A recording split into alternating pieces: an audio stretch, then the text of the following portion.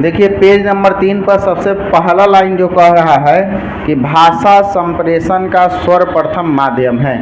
और यह बात हमने पहले ही क्लास में आपको बता दिया है कि संप्रेषण का अगर कोई माध्यम हमारे पास में सबसे अच्छा है तो वो कौन है? भाषा है। संप्रेषण का मतलब क्या होता है? कम्युनिकेशन। और कम्युनिकेशन किसके द्वारा संभव हो पाएगा? भाषा के द्वारा। बिना भाषा के कम्युनिकेशन संभव नहीं है। हमारे पास में अगर भाषा है तभी हम संप्रेषण कर सकते हैं। संप्रेषण का अर्थ ही होता है ये पहला व्यक्ति है और ये दूसरा व्यक्ति है। पहले और दूसरे व्यक्ति के बीच में जो भाषा का आदान प्रदान यानी विचारों का जो आदान प्रदान हो रहा है उसे ही हम लोग क्या कह रहे थे? संप्रेषण कह रहे थे। हमने बताया था कि अगर आप एक दुकानदार के पास में जाइएगा तो दुकानदार से अगर आप कुछ मांगे, बदले में वह कुछ बोला, फिर आप कुछ बोले, आपके और दुकानदार के बीच में जो वार्तालाप हो रहा है उसी वार्तालाप को हम नाम देते हैं संप्रेषण का। और ये संप्रेषण संभव किसके द्वारा होता है?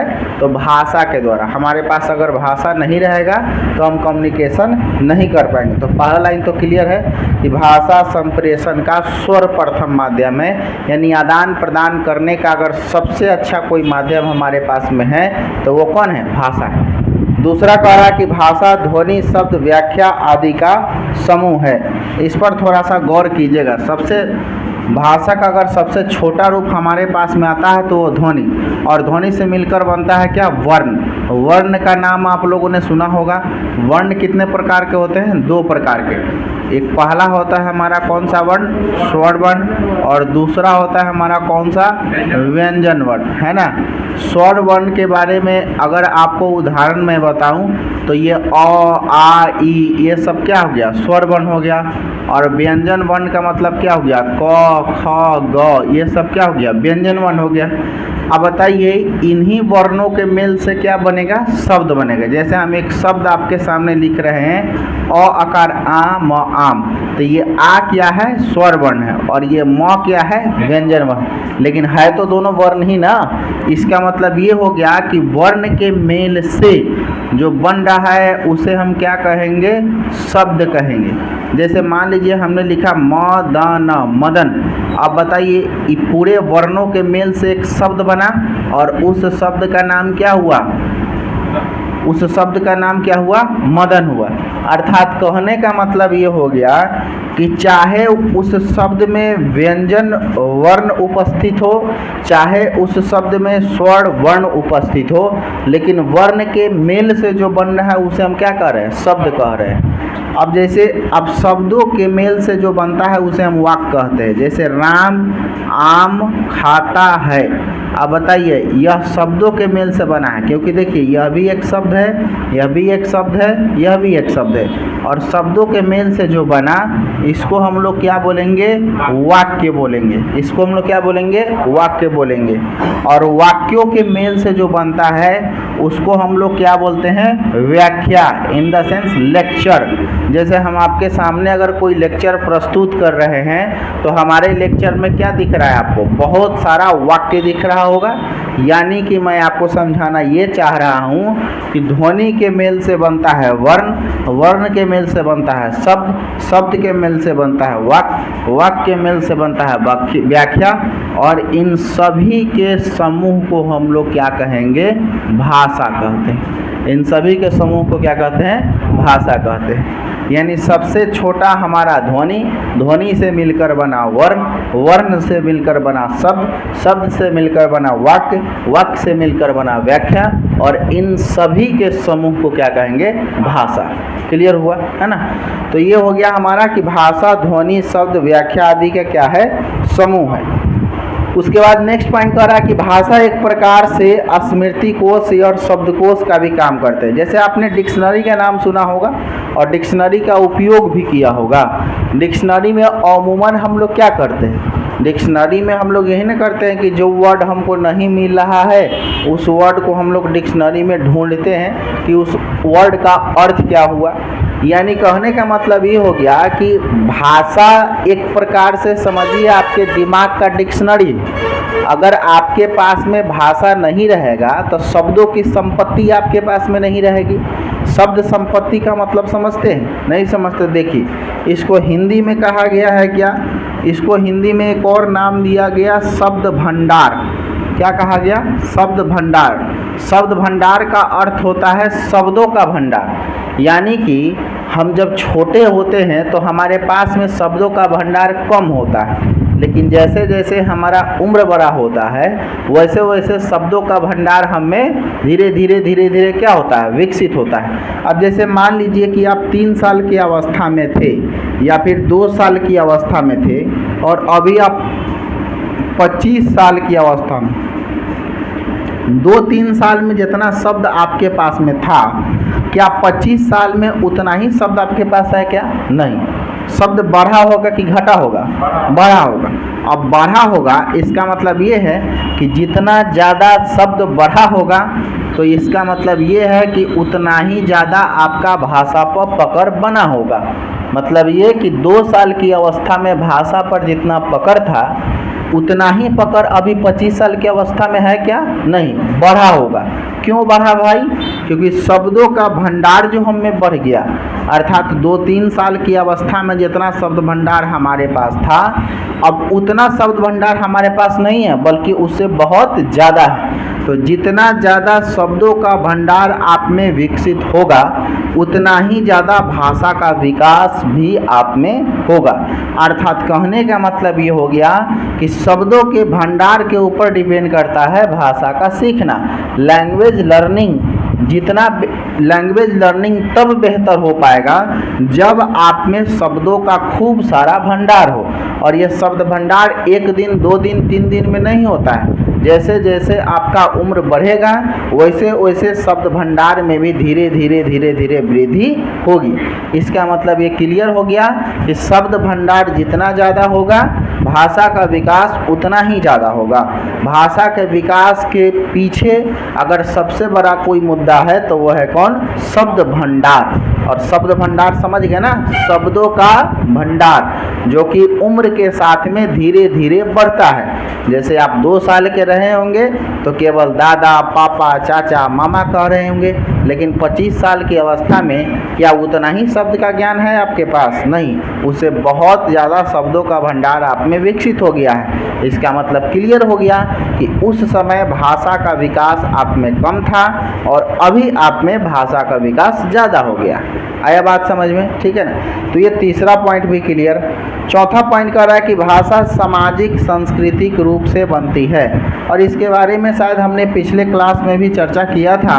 हम बोले थे कि जैसा आपका सोशल होगा, जैसा आपका समाज होगा, जैसा आपका संस्कृति होगा, उसी के अनुरूप आप में भाषा का विकास होगा।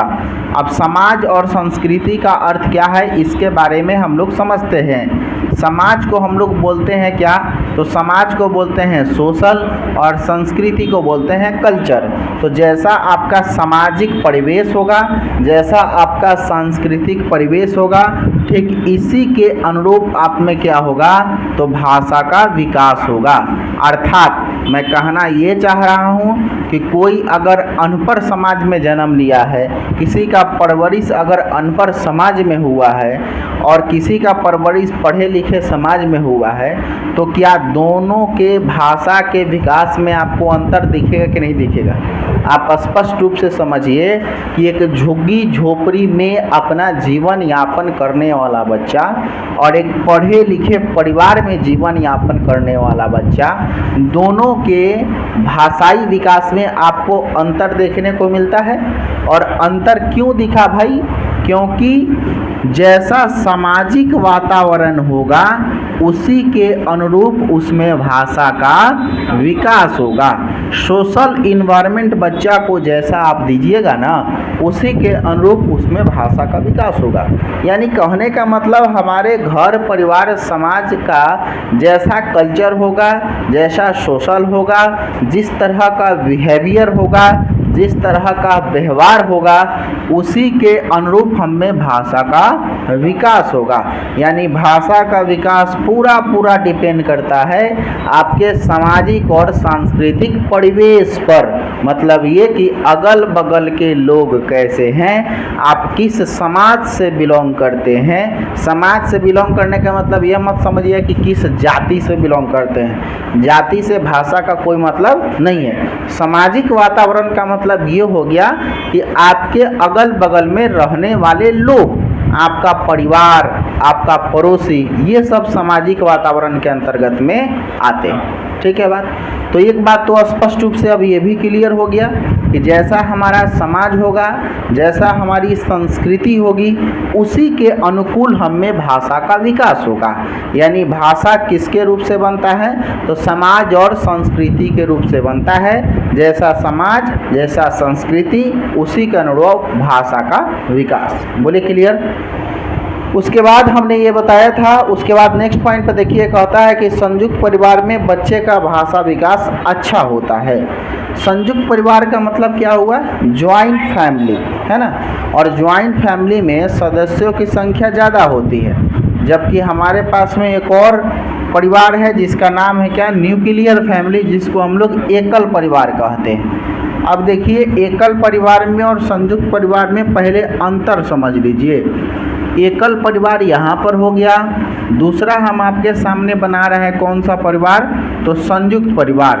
अब संयुक्त परिवार का मतलब हो गया ज्वाइंट फैमिली। एकल परिवार में सदस्यों की संख्या बहुत कम होती है। जैसे ये समझ लीजिए कि मम्मी है और पापा है और इनके 2 बच्चे हैं, है ना। ये कौन सा परिवार आपको नज़र आ रहा है, एकल परिवार। लेकिन संयुक्त परिवार में क्या परिवार के सदस्यों की संख्या उतना ही होगा, नहीं, इसमें बढ़ेगा। मम्मी है, पापा है और इनके 2 नन्हे मुन्ने बच्चे हैं, अंकल है, आंटी है, इनके भी 2 नन्हे मुन्ने बच्चे हैं, घर में दादा भी है और घर में दादी भी है। अब देखिए, परिवार के सदस्यों की संख्या कहाँ आपको बढ़ा हुआ नज़र आ रहा है, संयुक्त परिवार में कि एकल परिवार में, संयुक्त परिवार में आपको बढ़ा हुआ नज़र आ रहा होगा। अब संयुक्त परिवार में चूंकि परिवार के सदस्यों की संख्या ज़्यादा है, तो बच्चे आपस में इंटरेक्शन, मतलब आपस में सबसे ज़्यादा बात विचार कहाँ करेंगे, आप बताइए, एकल परिवार में कि संयुक्त परिवार में। संयुक्त परिवार में का है कि यहाँ पर परिवार के सदस्यों की संख्या ज़्यादा है। यहाँ तो परिवार में सदस्य ही नहीं है। मान लीजिए कि पापा जॉब में है, मम्मी जॉब में है, तो बच्चा किससे बात करे भाई, अपना प्रॉब्लम किसको शेयर करे, अपनी खुशी किसको शेयर करे। इसीलिए इस तरह के परिवार का बच्चा ज़्यादा मोबाइल और टीवी में लग जाता है, क्योंकि घर में लोग नहीं है बात करने वाला। लेकिन यहाँ पर देख रहे हैं, अगर मम्मी पापा अंकल आंटी चारों जॉब में है, सपोज डेट मान लेते हैं कि अगर है, तो कम से कम ये चारों बच्चा आपस में तो इंटरेक्ट करेगा, चारों बच्चा आपस में तो बातचीत करेगा। अब ऐसा भी नहीं है कि चारों में कोई समझदार नहीं होगा, बड़ा छोटा तो उसमें ज़रूर होगा कोई ना कोई। अब जो बड़ा होगा वो छोटे को नसीहत देगा, छोटा जो होगा वो बड़ों से पूछेगा। अर्थात आपसी इंटरेक्शन यहाँ पर खूब ज़्यादा हो रहा है। और इन चारों के प्रॉब्लम को सोल्व करने का काम कौन करेगा, दादा और दादी। क्योंकि आपको बता देते हैं, माता पिता से अगर सबसे ज़्यादा अटैच कोई बच्चा होता है तो वो किससे होता है, दादा दादी से, है ना।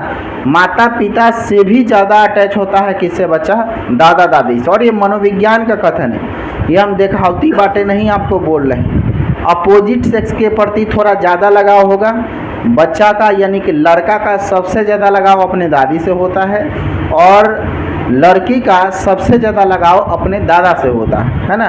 ये मनोविज्ञान कह रहा है, साइकोलॉजी इसको प्रूफ किया है विभिन्न बच्चों पर अध्ययन करके। यानी कि ओडिपस और इलेक्ट्रा की कहानी को जब आप पढ़ेंगे ना, तो आपको उसमें ये पता चलेगा कि कैसे अपोजिट सेक्स के प्रति बच्चों का लगाव ज़्यादा होता है। फाइनली बस इतना समझ लीजिए कि एकल परिवार में सदस्यों की संख्या कम होती है, संयुक्त परिवार में सदस्यों की संख्या ज़्यादा होती है। जहाँ पर परिवार में सदस्यों की संख्या कम है, स्वाभाविक सी बात है, बोलने का मौका उस परिवार में बच्चा को कम मिलेगा, अपने बातों को शेयर करने का मौका उस परिवार में कम मिलेगा, जबकि संयुक्त परिवार में सदस्यों की संख्या ज़्यादा है, वहाँ बोलने की मौका ज़्यादा मिलेगा, परिवार के सदस्यों के बीच रहने, दुख सुख बांटने का मौका ज़्यादा मिलेगा। यानी कि जहाँ पर बच्चा को ज़्यादा से ज़्यादा बोलने का, कहने का, सुनने का अवसर मिलेगा, हम यह बिल्कुल कन्फर्म कर सकते हैं कि उस परिवार में बच्चों के भाषाई विकास क्या होंगे, ज़्यादा होंगे, किसके अपेक्षा में, एकल परिवार के अपेक्षा। तो आप हमारा पॉइंट समझ पाए कि हम क्या कह रहे हैं। हम ये कह रहे हैं, अब आपसे सवाल पूछ रहे हैं कि एकल परिवार में भाषा का विकास ज़्यादा होगा कि संयुक्त परिवार में? संयुक्त परिवार में। क्यों? क्योंकि संयुक्त परिवार में परिवार के सदस्यों की संख्या ज़्यादा है और इससे उसको बोलने, कहने, सुनने का अवसर ज़्यादा मिलेगा। और जहाँ पर बच्चा को बोलने, कहने, सुनने का अवसर ज़्यादा मिलेगा, स्वाभाविक सी बात है कि उस परिवार में बच्चों का भाषा विकास क्या होगा, ज़्यादा ही होगा। समझ में आ रहा है? ठीक है ना। अब इससे वो क्वेश्चन आपसे पूछ देते हैं, थोड़ा जवाब दीजिएगा, है ना। आपसे क्वेश्चन ये है कि संयुक्त परिवार में बच्चों का भाषा विकास अच्छा होता है, क्यों? ऑप्शन नंबर 1, क्योंकि इसमें परिवार के सदस्यों की संख्या ज़्यादा होती है। ऑप्शन नंबर 2, क्योंकि इस परिवार में दादा दादी होते हैं। ऑप्शन नंबर 3, क्योंकि इस परिवार में बोलने, कहने, सुनने का अवसर ज़्यादा मिलता है। ऑप्शन नंबर 4, इसमें बच्चों की संख्या ज़्यादा होती है। 3 होगा, है ना। लेकिन हम ऑप्शन नंबर 1 जो बोले हैं वो भी गलत नहीं बोले, 2 भी जो बोले हैं वो भी गलत नहीं बोले, और 4 भी जो बोले हैं वो भी गलत नहीं बोले। यानी कि यही वो क्वेश्चन है जिसमें आपको लगता है कि चारों का चारों ऑप्शन सही है। अब पहला ऑप्शन जो हमने बोला कि इसमें परिवार के सदस्यों की संख्या ज़्यादा होती है, तो बात तो सही है भाई। संयुक्त परिवार में तो सदस्यों की संख्या ज़्यादा होती है ना। अब देखिए, जो बच्चा डिटेल में इस थॉट को नहीं जानता होगा वो ऑप्शन नंबर 1 पर टिक लगा देगा फटाक से। उसके दिमाग में सीधा बैठेगा कि हाँ ज्वाइंट फैमिली है, परिवार के सदस्यों की संख्या ज़्यादा होगा, ऑप्शन नंबर 1 टिक लगा। लेकिन बात सही है, 1 नंबर भी सही है, 2 नंबर भी सही है, 3 नंबर भी सही है और 4 नंबर भी सही है। लेकिन सबसे सटीक जवाब और सबसे ऑथेंटिक जवाब क्या आ रहा है? ऑप्शन नंबर 3, कि इसमें बच्चा को बोलने, कहने, सुनने का अवसर ज़्यादा मिलता है। ठीक है बात। तो क्वेश्चन पर कैसे टिक लगाना है, आप हमारे बात को समझ रहे हैं। 1 नंबर भी ऑप्शन सही था, 2 नंबर में हमने ये कहा कि इसमें चाचा चाची होते हैं, तो बात तो सही है। ऑप्शन नंबर 4 में कहा कि इसमें जो है बच्चों की संख्या ज़्यादा होती है, ये भी बात सही है। लेकिन इन तीनों ऑप्शन को अपने अंदर में समाहित करने का अगर कोई ऑप्शन काम कर रहा है तो वो है ऑप्शन नंबर 3, जिसमें हमने कहा कि बच्चों को बोलने, कहने, सुनने का अवसर इसमें ज़्यादा मिलता है। ये पॉइंट आपको ज़्यादा ऑथेंटिक है ना। तो रीज़न समझिए, कारण समझिए कि क्यों ऐसा कहा जा रहा है। अगर आपसे पूछा जाएगा कि संयुक्त परिवार में बच्चों का भाषा विकास अच्छा होता है क्यों, तो आपका सबसे फैक्ट रीजन आपके पास में यह आना चाहिए क्योंकि इस परिवार में बच्चों को बोलने, कहने, सुनने का अवसर ज़्यादा मिलता है। स्वाभाविक सी बात है, जहाँ पर बच्चा को बोलने, कहने, सुनने का अवसर ज़्यादा मिलेगा वहाँ पर भाषाई विकास ज़्यादा होगा कि कम होगा? ज़्यादा होगा। अब बताइए कॉन्सेप्ट को आप समझ पाएँ। अगर आपसे सवाल पूछा जाएगा कि संयुक्त परिवार में बच्चों का भाषा विकास अच्छा होता है तो आप हाँ कहिएगा कि ना, हाँ होता है। लेकिन अगर रीजन पूछा जाए कि क्यों होता है तो आप कहिएगा इसमें परिवार के सदस्यों की संख्या ज़्यादा होने के कारण बच्चा को बोलने, कहने, सुनने का अवसर ज़्यादा मिलता है। और कॉन्सेप्ट हमारा ये है कि जहाँ पर भी बच्चा को बोलने, कहने, सुनने का अवसर ज़्यादा मिलेगा वहाँ पर भाषा का विकास ज़्यादा होगा। क्लियर है? ठीक है ना। अब नेक्स्ट पॉइंट को पढ़िए, क्या कहता है कि भाषा सोचने, महसूस करने और चीज़ों से जुड़ने का उत्तम साधन है। देखिए, भाषा एक ऐसा कॉन्सेप्ट है, भाषा एक ऐसी वस्तु है हमारे पास में जिसके बिना हम जिंदा रह ही नहीं सकते। आप सोचिए, अगर आपके पास भाषा नहीं होता तो आप अपने दोस्तों को अपने मन का विचार कैसे प्रकट करते? अगर आपके पास भाषा नहीं होता तो आप अपने दुख या सुख को अपने परिवार के बीच में कैसे शेयर करते? अगर आपके पास भाषा नहीं होता तो आप अपने विचार को कहीं कैसे प्रस्तुत करते? अगर आपके पास भाषा नहीं होता तो मोहल्ला में कोई व्यक्ति कहलाता है ना कि फलाने जी अच्छे व्यक्ति है, चिराने जी अच्छे व्यक्ति नहीं है। किसके द्वारा जज होता है? वो भाषा के द्वारा। आपके बोलने से ही तो आपके पर्सनालिटी का इवैल्यूएशन होता है, मूल्यांकन होता है कि हाँ आप किस तरह के व्यक्ति हैं। जैसे किसी भी अगर आप अनजान व्यक्ति से मीटिंग करने जाते हैं या बात करने जाते हैं तो सबसे पहले आप किस चीज़ पर ध्यान देते हैं? उसके भाषा पर। फर्स्ट मीटिंग में ही ना होता है, और उसके बाद में कोई दूसरा व्यक्ति आपसे पूछेगा कि हाँ गए थे मिलने, तो हाँ बात की है, तो हाँ कैसा लगा। अब कैसा लगा उसके बात करने के तरीक़ा से उसके पर्सनालिटी का जजमेंट हम कर देते हैं। हम क्लियरली यह बात कर देते कि ना बातें करने से लग रहा था पूरा 420 है ना। अगर वह अच्छा व्यक्ति है तो बात करने से ही पता चल जाता है कि हाँ यह अच्छा व्यक्ति है। आप समझिए ना, एक टीचर के भाषा और विचार में और एक दलाल या ठेकेदार के भाषा और विचार में अंतर देखने को मिला। दलाल जो होता है ना, ब्रोकर, चाहे वो किसी भी चीज़ का ब्रोकर क्यों ना हो, घर का ब्रोकर हो, ज़मीन का ब्रोकर हो, गाड़ी का ब्रोकर हो, किसी भी चीज़ का ब्रोकर, उसके भाषा से ही आपको समझ में आ जाएगा कि दलाल है। आता है ना, क्यों? क्योंकि उसके प्रोफेशन का छाप उसके पर्सनालिटी के ऊपर सीधा सीधा दिख रहा है। जो काम वह दिन रात कर रहा है उसका छाप तो उसके व्यक्तित्व के ऊपर दिखेगा भाई। दिन रात उसी काम को कर रहा है तो उसके पर्सनालिटी पर उस काम का प्रभाव पड़ेगा कि नहीं पड़ेगा? पड़ेगा। अब एक टीचर हो गया तो वो दिन भर पढ़ा रहा है तो स्वाभाविक सी बात है किसी नकारात्मक शब्दों का इस्तेमाल तो वो बच्चों के सामने में नहीं करता होगा, काहे कि वो टीचर है। तो स्वाभाविक सी बात है दिन रात जिस काम को कर रहा है उस काम का छाप तो उसके ऊपर पड़ेगा ना हो। तो आप किसी भी प्रोफेशन के व्यक्ति को उसके भाषा के अनुसार भी इवैल्यूएशन कर सकते हैं कि हाँ ये किस टाइप का व्यक्ति लग रहा है। कहने का मतलब ये हो गया कि अगर हमारे पास भाषा नहीं रहता तो हम किसी चीज़ से जुड़ते नहीं। जुड़ते का मतलब क्या हुआ? ना हम परिवार से जुड़ पाते, न समाज से जुड़ पाते, न अपने समुदाय कम्युनिटी से जुड़ पाते। भाषा नहीं होता हमारे पास में तो भाई हम गांव मोहल्ला में कैसे अपने आप को अच्छे से रिप्रेजेंट करते? भाषा नहीं होता हमारे पास में तो हम अपने विचार को कैसे एक दूसरे के सामने में शेयर करते? भाषा नहीं होता हमारे पास में तो हम अपने जीवन के अनेकों समस्याओं का हल नहीं कर सकते थे। अब एक सिंपल सा मैं आपको एग्जाम्पल देता हूँ। अगर आपके पास भाषा नहीं रहता तो दुकानदार के पास में जाकर जो आप बोलते हैं कि भैया चीनी कैसे है, तो 50 रुपये के.जी। पता नहीं अब कितना रुपये के.जी है, लेकिन ऐसे ही बोले। अब मान लीजिए कह दिया कि चीनी 50 रुपये के.जी है। अब सवाल ये है कि आप फिर कहते हैं अच्छा ठीक है 1 के.जी दे दीजिए। 1 के.जी आपको वो चीनी दे देता है, 500 रुपया आप देते हैं, है ना, और वह आपको 450 रुपया रिटर्न करता है। आपके और दुकानदार के बीच में कुछ बातचीत हुआ है ना चीनी खरीदने के क्रम में, और ये बातचीत किसके माध्यम से हुआ है?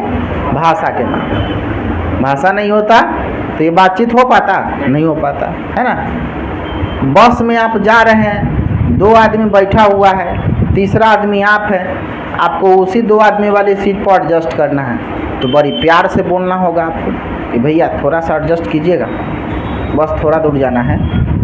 तो कोई भी व्यक्ति अगर 2 आदमी बैठा हुआ है, सीट फुल है ऑलरेडी, 2 आदमी का सीट है, लेकिन फिर भी वो एडजस्ट कर रहा है, ठीक है चलो बैठ जाओ। ट्रेन में आप जा रहे हैं, 4 आदमी बैठा हुआ है, आप कहिएगा भैया थोड़ा सा साइड होइएगा, बस अगला स्टेशन पर उतरना है। इतना प्यार से कहिएगा तो सामने वाला व्यक्ति कहता है चलो ठीक है बैठ जाइए। हाँ, लेकिन 4 आदमी सीट पर बैठा हुआ, वहाँ पर जाए कहिएगा कि 4 आदमी है, घसकिए बैठना है। कोई घसकेगा? नहीं घसकेगा ना। यानी कहने का मतलब ये सारा किसके ऊपर डिपेंड हो रहा है? भाषा के ऊपर। आप समझिए जीवन के प्रत्येक समस्या का समाधान आपके भाषा में है ना। प्रत्येक समस्या का समाधान आपके भाषा में। 4th क्लास में कविता को आपने पढ़ा होगा कि मीठी वाणी बोलिए मन का आपा खोए, औरों को शीतल करे आपो शीतल होए। यानी कि मीठी वाणी से आप किसी को भी अपना बस में कर सकते हैं, चाहे वो बस का मामला हो, चाहे ट्रेन का मामला हो, चाहे परिवार का मामला हो, चाहे समाज का मामला हो, है ना।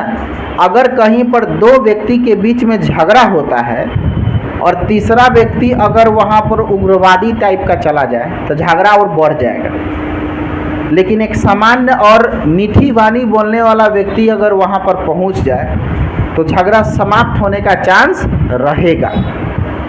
पता है क्यों?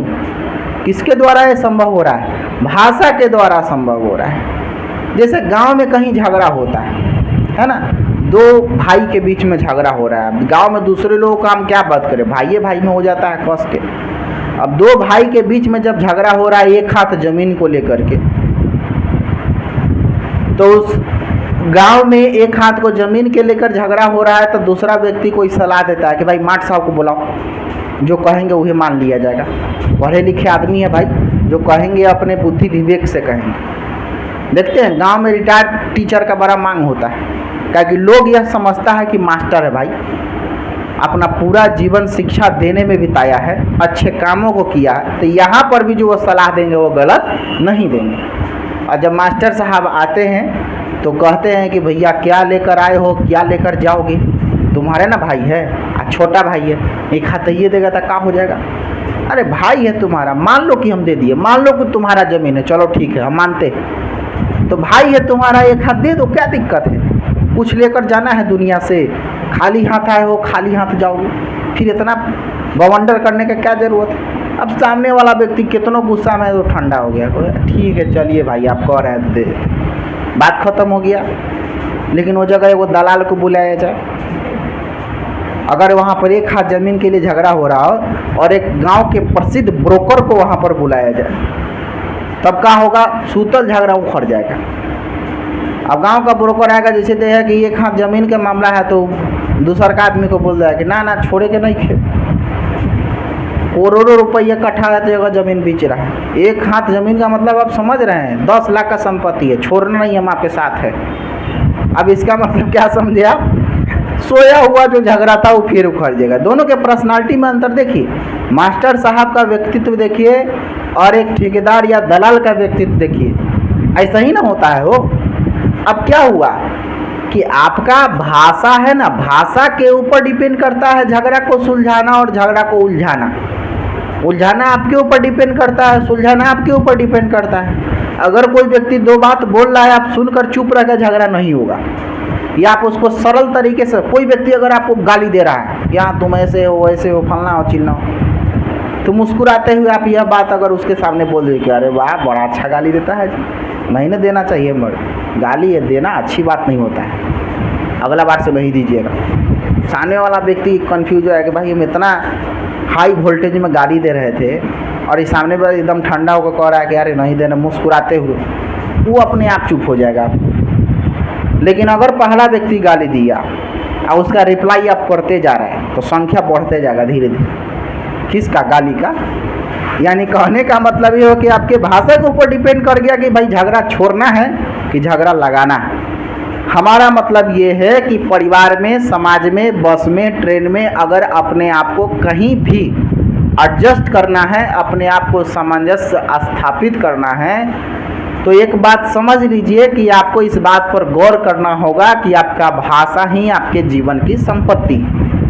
आप भाषा के माध्यम से झगड़ा को सुलझा सकते हैं और झगड़ा को उलझा सकते हैं, या जीवन में कहीं भी अपने आप को एडजस्ट करना हो तो भाषा के माध्यम से ही आपका एडजस्टमेंट हो सकता है। हमारा बात समझ में आ रहा है। अब देखिए इसमें एक लाइन लिखा हुआ है लेकिन इस पर हम विचार बहुत सारा दे रहे हैं, इसलिए क्योंकि आप इसका सही अर्थ समझ पाएँ कि हाँ इसका मतलब क्या हुआ। क्योंकि हम आपको बार बार कहते हैं कि इस लिखे हुए लाइन से डायरेक्ट सवाल आपसे नहीं पूछा जाएगा। आपसे सवाल कैसे पूछा जाएगा, इस लाइन के अर्थ से संबंधित सवाल आपसे पूछा जाएगा।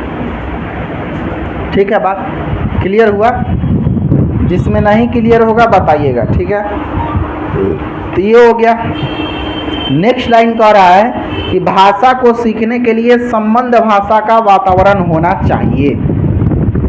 अब यह बात भी हम आपको पिछले क्लास में ही बताए थे कि किसी भी भाषा का विकास अगर बच्चों में कराना है तो उस भाषा का वातावरण आप उस बच्चा को प्रकट कराइए। जैसे मान लीजिए कि अगर किसी शहरी बच्चा को अगर भोजपुरी सिखाना है तो भोजपुरी वाला परिवेश में ले जा कर के उसको रख दीजिएगा जहाँ पर सब लोग भोजपुरी बोलता हो, तो किसी तरह के ट्यूशन कोचिंग की उसको ज़रूरत नहीं है भोजपुरी भाषा को सीखने के लिए। काहे कि माहौल वैसा है, जैसा वातावरण में बच्चा को डाल दीजिएगा उसी तरह के भाषा का विकास उसमें होना क्या हो जाएगा, स्टार्ट हो जाएगा। अगर बच्चा को इंग्लिश सिखाना है तो एक ऐसे इन्वायरमेंट में डालिए जहाँ पर सब लोग इंग्लिश बोलता हो, तो बिना ग्रामर का, बिना नियम कानून का वो इंग्लिश बोलना चालू कर देगा, चालू करेगा ना हो। लेकिन सब लोग जहाँ पर भोजपुरी बोलता हो, जहाँ पर भोजपुरी भाषा देहाती भाषा का इस्तेमाल करता हो, और आप कहिए कि हमारा बेटा उस परिवेश में रहकर इंग्लिश बोले, असंभव, बहुत मुश्किल काम है ना। मुश्किल क्यों? क्योंकि वहाँ का भाषाई वातावरण उस प्रकार का नहीं है जिस भाषा को आप बच्चा को सिखाना चाह रहे हैं। फाइनली मेरा कहने का मतलब ये हो गया कि बच्चा को चाहे जो भी भाषा सिखाना हो, जिस भी भाषा का ज्ञान देना हो, आप उस भाषा के वातावरण में बच्चा को ले जा कर के रख दीजिएगा, अपने आप उस भाषा का ज्ञान उस बच्चों में हो जाएगा। आया बात समझ में? मतलब ये कि लैंग्वेज के लर्निंग के लिए आपको ज़्यादा परिश्रम करने की ज़रूरत नहीं है। आप उस तरह के इन्वायरमेंट में ले जा कर के रख दीजिए, अपने आप बच्चा क्या कर लेगा, भाषा को सीख लेगा। अब हिंदी मीडियम स्कूल में और इंग्लिश मीडियम स्कूल में क्या अंतर है? हिंदी मीडियम स्कूल में बच्चा जब जाता है तो वहाँ पर हिंदी बोला जाता है ना, और इंग्लिश मीडियम स्कूल में जब 6 घंटा 7 घंटा अपने जीवन का वहाँ पर बिता रहा हो तो वहाँ पर सब कुछ इंग्लिश है। मे आई गो आउट सर, मे आई कम इन सर, गुड मॉर्निंग सर। अब जीवन के 12 घंटा में से 7 घंटा अगर उस विद्यालय में बिता रहा है जहाँ पर इंग्लिश बोला जा रहा है, स्वाभाविक सी बात है वो इंग्लिश कुछ दिन में बोलना चालू कर देगा। और उससे भी जल्दी कब बोलना चालू कर देगा, जब उसके घर के लोग भी इंग्लिश में बोलेंगे। किसका सिचुएशन आप देख रहे हैं? वातावरण का सिचुएशन।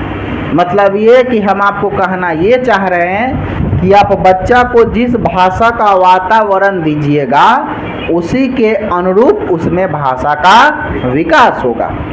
मतलब ये कि किसी भी भाषा को सिखाने के लिए उस संबंधित भाषा के वातावरण में रखना बच्चा को जरूरी है। आया बात समझ में? इसीलिए यहाँ पर कह रहा था कि भाषा को सीखने के लिए संबद्ध भाषा की वातावरण होनी चाहिए, यानी जिस भाषा को सिखाना है उस भाषा के वातावरण में बच्चा को डाल दीजिएगा, बच्चा भाषा को सीख लेगा। उसके बाद में कहता है कि भाषा अध्ययन में मुख्य तत्व उच्चारण की स्पष्टता। ये बड़ा सरल है। जैसे मान लीजिए कि 3 साल की अवस्था में अगर आप थे तो उस समय भाषा को शुद्ध उच्चारित आप कर रहे थे?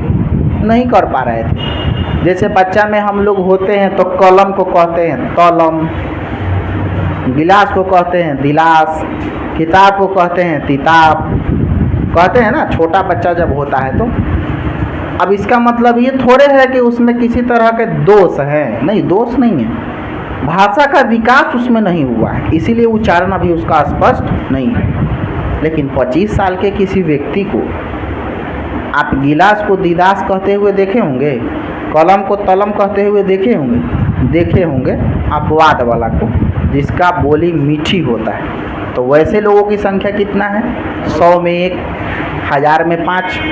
तब उन लोगों को हम उदाहरण में लेकर नहीं चल सकते। उदाहरण किसको लिया जाता है? जो सामान्य रूप देखा जाता है। लेकिन आप सोचिए कि 3 साल की अवस्था में आप कलम को तलम कहते थे, लेकिन क्या 25 साल की अवस्था में भी आप कलम को तलम कहते हैं? नहीं कहते। अब आप कलम को कलम कहते हैं, इसका मतलब आपका उच्चारण अब हो गया स्पष्ट, जबकि 3 साल की अवस्था में उच्चारण आपका स्पष्ट नहीं था। इसके पीछे कारण है उस समय आप में भाषा का विकास नहीं हुआ था, जबकि अब आप में भाषा का विकास हो चुका। क्लियर? यानी भाषा के विकास किसके ऊपर डिपेंड करता है? उच्चारण की स्पष्टता एवं शुद्धता पर। जितना जो बच्चा उच्चारण को स्पष्ट बोल रहा होगा, जितना जो बच्चा उच्चारण को शुद्ध बोलेगा, तो शुद्धता और स्पष्टता हमारे भाषा के विकास को रिप्रेजेंट करता है। यानी जो बच्चा जितना ही स्पष्ट और शुद्ध बोल रहा हो, हम समझेंगे कि उसमें भाषा का विकास उतना ही अच्छा हुआ है। जो बच्चा भाषा को अस्पष्ट और अशुद्ध बोल रहा हो, तो हम ये भी समझेंगे कि उन बच्चों में भाषा का विकास अभी नहीं हुआ। आया बात समझ में? मतलब एक पॉइंट क्लियर कीजिए कि जहाँ पर बच्चा का उच्चारण में स्पष्टता और शुद्धता आपको नज़र आ रहा हो, हम समझेंगे कि उस बच्चों में भाषा का विकास हुआ। जहाँ पर बच्चों के उच्चारण में शुद्धता और स्पष्टता नहीं नज़र आ रहा है, हम समझेंगे कि उन बच्चों में भाषा का विकास अभी नहीं हुआ। बोलिए क्लियर? एकरा मतलब ही हो गया कि भाषा का विकास किसके ऊपर डिपेंड करता है? उच्चारण की शुद्धता और स्पष्टता पर। बोलिए क्लियर? ठीक है ना? नेक्स्ट आइए क्या कहता है। कहता है कि भाषा जीवन के विभिन्न स्थितियों की संपत्ति है। हमने आपको अभी बताया विभिन्न स्थितियों की संपत्ति। अब वो कौन कौन सा स्थिति बताए? समाज में, परिवार में, बस में, ट्रेन में, कहीं भी जाइए, एक ऐसा धन है भाषा जहाँ पर आपको सभी जगह पर एडजस्ट करा सकता है। यही बात हम कुछ देर पहले चर्चा की है ना, कि भाषा हमारे जीवन का एक ऐसा संपत्ति है, एक ऐसा धन है कि यह धन एक ऐसा है जहाँ जो हमें किसी भी परिस्थिति में एडजस्ट करा सकता है। ठीक है बात? नेक्स्ट देखिए क्या कहता है। भाषा की कक्षा में यह महत्वपूर्ण है कि भाषा के प्रश्न भूमि पर किसी को पीछे न छोड़ा जाए। This is very very important line. यह लाइन आपके लिए बड़ा इंपॉर्टेंट है क्योंकि यहाँ से सवाल आपसे टैग किया जा सकता है। बताइए, बातें आपको समझ में आ रहा है? जो नए स्टूडेंट हैं, हमारा बात आपको समझ में आ रहा है? जो पढ़ा रहा हूँ मैं, क्लियर हो रहा है ना? देखिए, अब हम आपको बताने ये जा रहे हैं कि भाषा के प्रश्न भूमि पर किसी को पीछे क्यों नहीं छोड़ना चाहिए। देखिए, अब जैसे मान लीजिए कि आप एक टीचर हैं, यहाँ ध्यान दीजिएगा। मान लीजिए आप एक टीचर हैं, और एक टीचर हैं तो आप किसी विद्यालय में पढ़ाने जाते हैं या किसी कोचिंग में पढ़ाने जाते हैं, और उस विद्यालय या कोचिंग में आपके क्लास में छात्रों की संख्या टोटल कितना है? 50 है। ठीक है, उदाहरण समझिएगा। 50 को बच्चा आपके क्लास में पढ़ता है, तो आप इन सभी से यह उम्मीद कर सकते हैं क्या कि 50 का 50 तेज होगा? नहीं, उम्मीद ये कर सकते हैं? नहीं। उसमें कुछ ऐसा बच्चा होगा जो बहुत तेज होगा, कुछ ऐसे बच्चे होंगे जो बहुत तेज नहीं होंगे लेकिन सामान्य रूप से होंगे, और कुछ बच्चे ऐसे होंगे जो बहुत बेकार होंगे पढ़ने में। यानी कि अगर हम बात करें बुद्धि के आधार पर, तो बुद्धि के आधार पर बच्चा होता है 3 प्रकार का। एक होता है हमारा प्रतिभाशाली बालक। कौन बालक? प्रतिभाशाली बालक। दूसरा होता है हमारा सामान्य बालक। कौन बालक? सामान्य बालक। और तीसरा होता है हमारा पिछड़ा बालक। अब ये 50 गो बच्चा जो आपके क्लास में बैठा है ना, तो इस 50 गो बच्चा में ये तीनों तरह का बच्चा होगा। अब ये प्रतिभाशाली बालक जो होगा, इसको एक बार सिखाइएगा पकड़ लेगा बात को। आया बात समझ में? सामान्य बालक जो होगा, जिसको हम लोग एवरेज स्टूडेंट कहते हैं, इसको 2-3 बार आप किसी बात को सिखाइएगा, एक बार में भरे ना सीखे, लेकिन 2-3 बार आप रिपीट कीजिएगा तो वो बात को पकड़ लेगा। लेकिन ये पिछड़ा बालक का क्या मामला है? 25 बार सिखाइएगा तो अभी 26वां बार कहेगा कि सर क्या समझाए हैं, क्या बताए हैं, समझ में नहीं आया। बात समझ में आया? अब इन तीनों तरह का ना बच्चा आपके क्लास में है वो। अब 50 गो में मान लीजिए आपकी 2 गो बच्चा आपका क्या होगा? प्रतिभाशाली होगा, है ना? आपका 40 गो बच्चा क्या होगा? सामान्य बच्चा होगा। 40 और 2 42, 8 को बच गया। अब यह मानकर चलिए कि ये पिछड़ा बालक होगा। सबसे ज़्यादा इस पृथ्वी पर अगर बुद्धि के आधार पर देखें तो सामान्य बालक की संख्या ज़्यादा है, प्रतिभाशाली भी कम है, माने ज़रूरत से ज़्यादा तेज और ज़रूरत से ज़्यादा कमज़ोर, ये दोनों बच्चा का संख्या कम है, बीच वाला ज़्यादा है। किसी भी स्थिति में अगर आप देखिएगा ना तो बीच वाला का संख्या कहीं भी ज़्यादा होता है। परिवार के बारे में बात करते हैं तो हमारे समाज में बहुत धनिक लोग कम हैं, अब बहुत गरीबों लोग कम हैं, लेकिन मिडिल क्लास ज़्यादा है, मध्यम वर्गीय परिवार।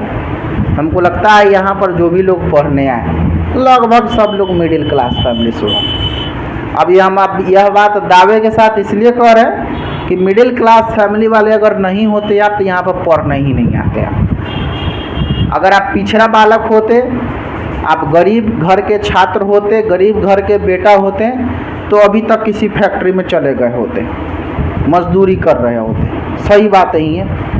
अगर आप बहुत धनी घर परिवार के बच्चा होते, आपके पिताजी करोड़पति अरबपति होते, तो आपको इस नौकरी की ज़रूरत ही नहीं होती, क्योंकि ऐसा नौकरी वाला 50 गो आपके अंडर में खट रहा होता, उसका मालिक आप होते। बच्चा कौन? बीच वाला। तो यहाँ पर जितना नौकरी का तैयारी करने वाला जो छात्र होता है ना, सब मिडिल क्लास वाला होता है। अगर कोई बच्चा नौकरी की तलाश में है कि हमको किसी तरह की कोई सरकारी नौकरी मिल जाए, मान कर चलिए को मध्यम वर्गीय परिवार का बच्चा होगा, आप यह समझ लीजिए कि वो ना ज़्यादा धनी है और ना ज़्यादा गरीब है, बीच वाला है। अब बीच वाला का कंडीशन बड़ा ख़राब होता है। बीच वाला का कंडीशन इसलिए ख़राब होता है क्योंकि उसके पास पैसा नहीं भी है, आप पैसा कमाने के लिए वो कुछ भी नहीं भी कर सकता है, कुछ भी नहीं कर सकता है। जैसे मान लीजिए कि आप लोग हैं मध्यम वर्गीय परिवार के बच्चे, आप कभी ऐसा सोच सकते हैं कि यहाँ भूजा का दुकान खोल देते हैं, बड़ा पैसा है। आप कभी ऐसा सोच सकते हैं कि चाय का दुकान खोल देते हैं, बहुत पैसा उसमें? नहीं खोल सकते हैं। पता है क्यों? अब इसमें हम ये नहीं कह रहे कि खोलना अच्छी बात नहीं है, अच्छी बात है, लेकिन आप नहीं कीजिएगा, इसलिए कि आपके दिमाग में वो बात आएगा, बाप रे बाप लोगवा का कही। समझ में आ रहा है ना? आप एकरा चक्कर में आप क्या कीजिएगा, बीच में पीसते जाइएगा। समझ रहे हैं? अब आपको बता देते हैं, चाय के दुकान से कमाने वाला व्यक्ति जो होता है कि अच्छा चाय का स्टॉल अगर आप उसके पास में हो तो जितना पैसा वो महीने में कमा लेगा उतना नौकरी में आप नहीं कमाएंगे। ये सच्चाई है, ये सच्चाई मैं आपको बता रहा हूँ। लेकिन वह काम आप नहीं कीजिएगा, नहीं कीजिएगा है ताकि दिमाग में बात आएगा कि लोगवा का कोई। अब एकरा चक्कर में हम लोग कुछ ज़्यादा ही पिस जाते हैं। अब ये बात है कि आप छोटा काम कर नहीं सकते हैं, बड़ा काम करने का औकात नहीं है, फंसे रहिएगा आप बीच में। ये है मिडिल क्लास फैमिली का प्रॉब्लम। अब जो मान लीजिए ज़रूरत से ज़्यादा गरीब है, उसके पास ऑप्शन है भाई, वो कोई भी काम कर सकता है। वो चाय का दुकान खोल सकता है, सब्जी का रेहड़ी लगा सकता है, बड़ा पाव का दुकान खोल सकता है, मोमोज का दुकान खोल सकता है, कुछ भी कर सकता है। काहे कि ओकरा दिमाग में ये बात न है कि लोगवा का करें, ओकरा दिमाग में है कि हम जिस समाज से बिलोंग करते हैं सब लोग तो ये करता है तो हम कर लेंगे, है ना? तो उसको बीच में अपने दिमाग में अस्पष्टता नहीं है, लेकिन आपके दिमाग में अस्पष्टता है। और एकरा चक्कर में हम लोग क्या होते हैं कि अंदर से बीमार होते जाते हैं। मध्यम वर्गीय परिवार का सिचुएशन आपको बता रहे हैं, अंदर से खोखला होते जाएगा। ऊपर से देखने में तो लगा कि हाँ आदमी ठीक ठाक है, लेकिन अंदर से धीरे धीरे धीरे धीरे वो खोखला होते जा रहा है। क्योंकि ओकरा दिमाग में सबसे बड़का सवाल ही बैठा हुआ है कि लोग का कहेगा। और जब तक ये बात नहीं छोड़िएगा तो लोग का कहेगा उसके बीच में अगर स्टेबल अपने आप को करने का सबसे अच्छा माध्यम है तो वो है नौकरी और पढ़ाई। इसीलिए मध्यम वर्गीय परिवार का बच्चा सबसे ज़्यादा नौकरी की तैयारी करता है, ताकि वो छोटा काम कर नहीं सकता है, बड़ा काम के लिए उसको पैसा है नहीं, तो करेगा का? सस्ता में वो ये टिकाऊ है। मतलब यही ना, पढ़ाइए ना, आपके पास में आपके हाथ में है कि हाँ 2000 5000 रुपया कमा करके होम ट्यूशन पढ़ा करके पढ़ सकते हैं और अपने जीवन को बना सकते हैं।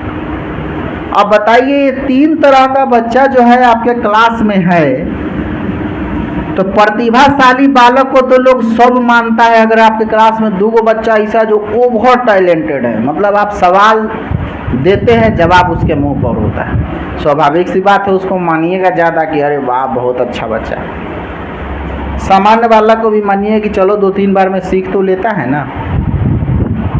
समाज में हेत दृष्टि से किसको देखा जाता है? पिछड़ा बालक। मास्टरों उसको नहीं मानता है कि भाई तुम चपरासियों के लायक नहीं, बैठो उधर। क्लास में कभी कभी टीचर यह बात कह दे, लेकिन ना, मनोविज्ञान क्या विचार दिया इस पर समझिएगा।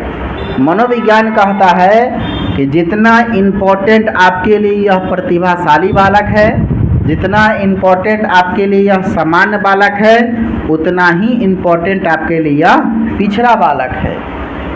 आप यह एक्सपेक्टेशन कर ही नहीं सकते कि हमारे क्लास का सब बच्चा तेज हो जाए। जब समाज में 3 तरह के लोग हैं, धनी, गरीब और मध्यम, तो आपके परिवार, आपके क्लास में कैसे हो सकता है कि सब कोई पढ़ने में अच्छा हो जाए? जब सब कोई पढ़ने में अच्छा हो जाएगा तो दिक्कत ना हो जाएगा, हो कंपटीशन और ज़्यादा बढ़ जाएगा। सब कोई पढ़ने में अच्छा हो ही नहीं सकता। कोई पढ़ने में बहुत अच्छा होगा, सामान्य लोग पढ़ने में ठीक ठाक होंगे, और कुछ लोग ऐसे होंगे जो पढ़ने में बहुत ठीक नहीं भी हो सकते। लेकिन ना, इम्पोर्टेंस तीनों का समान देना है आपको एज ए टीचर। अगर एक शिक्षक हैं तो हमको जितना प्रतिभाशाली बच्चा को हम इज्जत और सम्मान दे रहे हैं, जितना ध्यान इस तरह के बच्चों पर हम दे रहे हैं, उतना ही ध्यान हमें पिछड़ा बालक पर भी देना होगा। क्योंकि समाज में व्यक्तिगत विभिन्नता है, इंडिविजुअल डिफरेंस है, सबको एक जैसा हो ही नहीं सकता। कभी आपने सोचा है कि सबको एक जैसा हो जाए? आप अपने क्लास में बैठे हुए हैं, अभी सब लोग 10-15 आदमी बैठे हुए हैं, आप देखिए तो सोचिए तो कोई एक दूसरे के जैसा है? सबका डिजाइन अलग अलग है कि नहीं? सबका डिजाइन अलग है, सबका भाषा अलग होगा, सबका व्यवहार अलग होगा, सबका बुद्धि अलग होगा, कितना सारा विभिन्नता आप लोगों में। तो जब आप लोग इस बात को अनुभव कीजिए कि भाई हमारे क्लास का बात छोड़ दीजिए, आप परिवार में जाकर देख लीजिए, समाज में जाकर देख लीजिए, एक ही परिवार में कोई 2 व्यक्ति एक जैसा हो ही नहीं सकता। चेहरा भले सेम हो जाए लेकिन विचार में अंतर दिख जाएगा, आपको दिखेगा ना। हो चेहरा सेम होना भी बड़ा कठिन काम है, किसी न किसी तरह की विभिन्नताएं आपको दोनों के अंदर में दिख ही जाएगा कि हाँ ये विभिन्नता है। तो आप सोचिए ना भाई, दुनिया में जब 2 व्यक्ति एक जैसा नहीं होता है, क्लास में कैसे हो जाएगा? आ रहा है बात हमारा समझ में? इस कॉन्सेप्ट को हम लोग बोलते हैं इंडिविजुअल डिफरेंस। पूरे दुनिया में MS धोनी एक ही है भाई। पूरे दुनिया में मास्टर ब्लास्टर सचिन तेंदुलकर एक ही हैं, उनके जैसा कोई है नहीं। पूरे दुनिया में विराट कोहली एक ही है, सलमान खान एक ही है, कैटरीना कैफ एक ही। अब कहिए सर केवल सेलिब्रिटी का नाम ले रहे हैं, वो सब तो एक ही है। तो हम कह रहे हैं कि भाई आप नाराज क्या हो रहे हैं? आप भी एक ही हैं, आप भी एक ही हैं। अब हम जैसे हैं, हमारा जैसा कोई नहीं है, बात सही है। आप जैसे हैं, आपके जैसा इस पृथ्वी पर कोई नहीं। तो अगर आपको कोई आदमी कहता है कि तुम बेकार हो, तो उसको सीधा जवाब दीजिए कि बेकार है हम, ये वो पीछे हैं पूरा धरती पर। बेकार कैसे कह दिया? सही बात है। अगर कोई आदमी कहता है आपको कि तुम बेकार हो, तो उसको केवल एक सवाल कीजिए कि हमारा जैसा खोज के दिखा।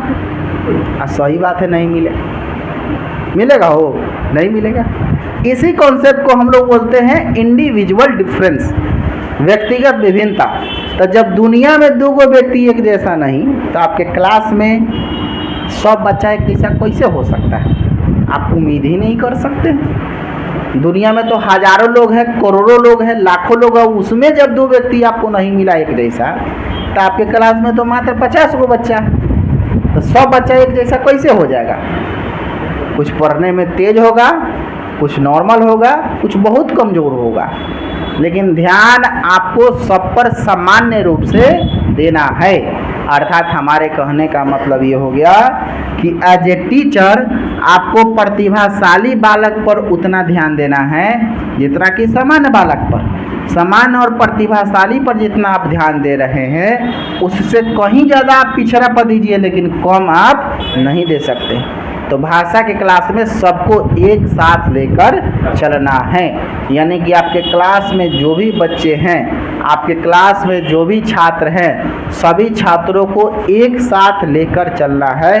यह मनोविज्ञान का कॉन्सेप्ट कहता है, पेडागोजी का कॉन्सेप्ट कहता है। बोलिए बातें समझ में आया? इसमें हम 2-3 बातें आपको बता दिए। एक तो बता दिए कि व्यक्तिगत विभिन्नता क्या होता है, और ये भी हमने बता दिया कि क्लास में सबको एक साथ लेकर चलना क्यों ज़रूरी है। एक साथ लेकर चलिएगा तो बच्चा को यह भी लगेगा कि हाँ सर जी हमारे साथ में कोई भेदभाव नहीं करते, और टीचर को तो कभी भेदभाव करना ही नहीं चाहिए। शिक्षक है ना भाई, आप क्लास में किसी से भेदभाव कर सकते हैं? न जात के आधार पर, न धर्म के आधार पर, न रंग के आधार पर, न रूप के आधार पर, न किसी भी आधार पर, न शारीरिक संरचना के आधार पर कोई भेदभाव नहीं कर सकते आप। गरीब धनी के आधार पर भेदभाव कर सकते हैं? सभी बच्चे आपके लिए समान हैं। आपका ना कोई जाति है ना कोई धर्म है।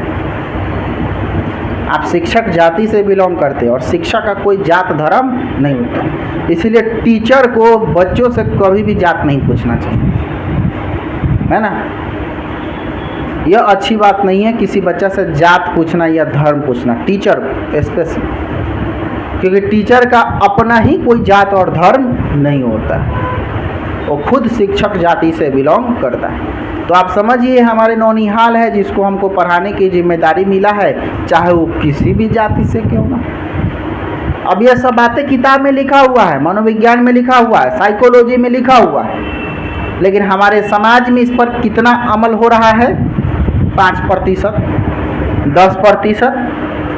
पहले तो बहुत ज़्यादा विभिन्नताएं आपको देखने को मिलता था, छुआछूत की भावना का। अब थोड़ा धीरे धीरे क्या हो रहा है? कम हो रहा है।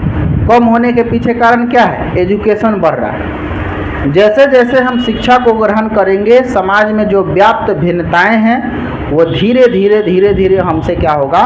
दूर होता जाएगा, यानी कि उस भिन्नता को हम ख़त्म करते जाएंगे।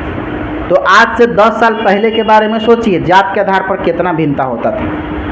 आज से 20 साल पहले सोचिए, उससे भी ज़्यादा भिन्नता था। आज से 30 साल पहले सोचिए, उससे भी ज़्यादा भिन्नता था। यहाँ तक कि लोग ये भी कह देता था कि तुम छोटा जात है ज़मीन पर बैठो, हम बड़का जात है बाबू साहब और कुर्सी पर बैठो। होता था ना ऐसा? आप नकार नहीं सकते इस बात को कि नहीं सर ऐसा नहीं होता था। नहीं होता था, और अभी भी पूरा ख़त्म नहीं है, अभी भी है। शहर में तो बहुत ख़त्म हो चुका है, लेकिन गांव में अभी भी बरकरार है। यहाँ तक कि गांव में तो बच्चा को लोग ये भी सिखाया जाता है कि फलाना के साथ खाना नहीं खाना, उसके साथ लंच शेयर नहीं करना। स्कूल में कहा जाता है ना, क्यों? दिमाग में अभी भी बैठा हुआ है कि हाँ वो छोटा जात है हम बड़ा जात है, हम बड़ा जात है वो छोटा जात है, वो गरीब है हम धनी हैं। और इसको देखा देखी एक टीचर जब विभिन्नता करना चालू कर दे विद्यालय में तो वो सबसे शर्मनाक है। मान लीजिए गार्जियन तो पढ़ ही रहा है, लेकिन टीचर भी कभी कभी विभिन्नता स्कूल में करना चालू कर देता है।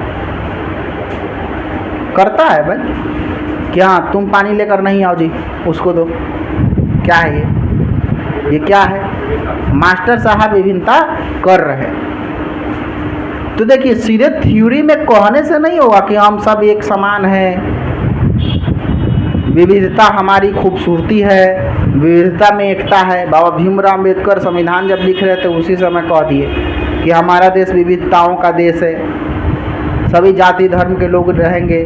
बहुत सुंदर सुंदर नारा दिया कि हिंदू मुस्लिम सिख ईसाई आपस में हैं भाई भाई, लेकिन रियल ग्राउंड पर जाकर देखिए है क्या?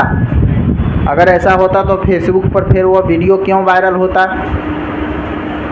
फेसबुक पर फिर वो वीडियो क्यों वायरल होता है कि कोई हिंदू व्यक्ति जाकर मस्जिद पर पत्थरबाजी कर रहा हो और कोई मुस्लिम व्यक्ति हनुमान जी के फोटो पर पैर रख करके वीडियो शूट कर रहा हो? ऐसा सोशल मीडिया पर आप लोगों ने वीडियो देखा होगा ना।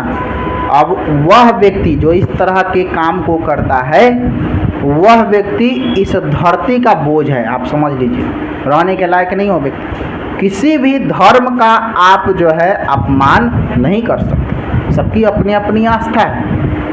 वो लोग अपने में खुश है, हम लोग अपने में खुश है। भाई किसी के धर्म को अनियमित या असाधारण या ठीक नहीं कहना आप कौन होते हैं कहने वाले?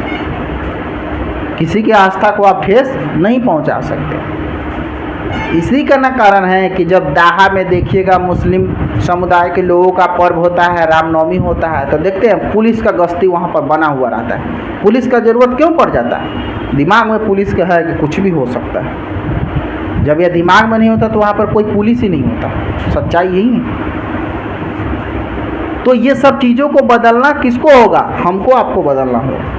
आप भी भविष्य के शिक्षक बनने वाले हैं, भविष्य के टीचर बनने वाले हैं। आपके कंधों के ऊपर उन नौनिहालों की जिम्मेदारी आने वाली है जो विभिन्न समुदाय से बिलोंग करते हैं। तो सबसे पहले ये भेदभाव आप अपने दिल से हटाइए, उसके बाद ही आप बच्चों को यह बात सिखा पाइएगा। आया समझ में? अब इससे ज़्यादा एग्जाम्पल नहीं दे सकते, मतलब अब चीज़ें अब क्लियर हो गया होगा कि हमें क्लास में कोई भेदभाव क्यों नहीं करना चाहिए। आया समझ में? चलो, तो कहता है भाषा कक्षा में यह महत्वपूर्ण है कि भाषा की पृष्ठभूमि पर किसी को पीछे न छोड़ा जाए। ठीक है, भाषा मस्तिष्क में समरूपी है और प्रयोग में लाते ही विषमरूपी हो जाता है। समरूपी का मतलब होता है समान, और विषमरूपी का मतलब क्या हो गया? अलग अलग। जैसे कोई कॉन्सेप्ट अगर भाषा में आप सीखते हैं ना, जैसे मान लीजिए कि हम आपको कल के क्लास में, इसके पिछले क्लास में हम लोगों अर्जन और अधिगम के बारे में पढ़ाए थे। तो हम आप लोगों से अगर सवाल पूछेंगे कि बताइए अधिगम क्या है, अर्जन क्या है, तो ये बात मैं दावे के साथ कह सकता हूँ कि जो क्लास किए होंगे उसके दिमाग में कॉन्सेप्ट क्लियर होगा कि हाँ अर्जन ये है, अधिगम ये है। लेकिन आप सबसे बारी बारी यहाँ पर खड़ा करा करके और आपसे यह जवाब पूछेंगे कि अधिगम क्या है, तो सबके जवाब में थोड़ी थोड़ी विभिन्नताएं जरूर देखने को मिलेगा। एक जैसा कोई बोल सकता है क्या? ना, लेकिन कॉन्सेप्ट तो एक जैसा है ना। तो कॉन्सेप्ट का एक जैसा होना भाषा का समरूपी कहलाएगा। और जब उस विचार को आप व्यक्त कर रहे हो तो वह अलग अलग हो जा रहा है, वह आपका विषम रूपी कहलाएगा। भाषा का नेचर ही ऐसा है, आप किसी भी कॉन्सेप्ट को समान रूप से नहीं परोस सकते, विभिन्नता देखने को जरूर मिलेगा। ठीक है, कहता है कि भाषा के विविध प्रयोग से ही भाषा की विविध कुशलता। विविध का मतलब होता है अलग अलग। अलग अलग भाषा का प्रयोग करना अगर बच्चा को आप सिखाइएगा ना, तभी तो अलग अलग भाषाओं में उसका स्किल डेवलप हो पाएगा, अलग अलग भाषाओं का कौशल या कुशलता उसमें विकसित हो पाएगा। मानते हैं इस बात को?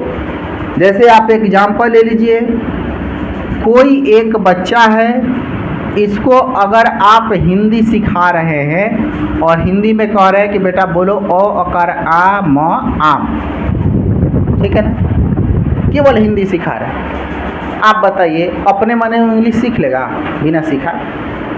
अब सवाल ये है कि जब आप आम सिखाए हैं तो वह हमें ना सीखा है वो। आप मैंगो का एक्सपेक्टेशन उस बच्चा से कर सकते हैं क्या? नहीं कर सकते। लेकिन हमारा देश विविधताओं का देश है मेरे लाल, यहाँ पर एक भाषा से काम चलने वाला नहीं है। मनोविज्ञान कहता है, शिक्षा शास्त्र कहता है, हिंदी शिक्षण कहता है कि अलग अलग भाषाओं का ज्ञान बच्चा को कराइए, अलग अलग भाषा प्रयोग सिखाइए बच्चा को, अलग अलग भाषा प्रयोग का ज्ञान आप बच्चा को दीजिएगा, तभी तो उसमें अलग अलग भाषाओं की कुशलता का विकास होगा।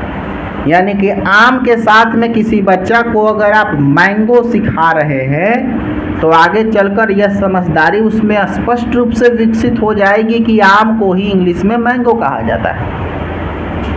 अगर आप उसको आम और मैंगो के साथ साथ में आमरम सिखा रहे हैं तो यह भी समझदारी उसमें विकसित हो जाएगा कि ये हिंदी शब्द है, ये इंग्लिश शब्द है और ये संस्कृत के शब्द है। आया समझ में? यानी कि हमारे कहने का मतलब ये हुआ कि अगर आप भाषा के टीचर हैं तो किसी एक भाषा पर आपको केंद्रित नहीं रहना है। अलग अलग भाषाओं का ज्ञान बच्चा को देना है। अलग अलग भाषा का ज्ञान दीजिएगा तभी तो उसमें अलग अलग भाषा के कुशलता का विकास होगा। अलग अलग भाषा के कुशलता का विकास किसी बच्चा में कैसे होगा? जब आप उसको अलग अलग भाषा का ज्ञान देंगे। बोले क्लियर? ठीक है ना? उसके बाद में कह रहा है कि भाषा सीखने में जो त्रुटियां होती है वो सीखने की प्रक्रिया का एक हिस्सा होता है जो समय के साथ में दूर हो जाता है। अच्छा, आप लोग एक बात बताइए, जब आप लोग सीखना चालू किए थे, मतलब पढ़ना चालू किए थे, तो ऐसा था क्या कि आपको कोई एक बार बता देता था और आप उसको एक बार में पकड़ लेते थे? नहीं ना, ऐसा हुआ ही नहीं होगा। पता है क्यों नहीं हुआ होगा? क्योंकि एक बार में कोई व्यक्ति बिना किसी गलती के सीख ही नहीं सकता। मानते हैं इस बात को? अब बच्चा आप रहे होंगे तो गलती तो आप किए होंगे कि नहीं?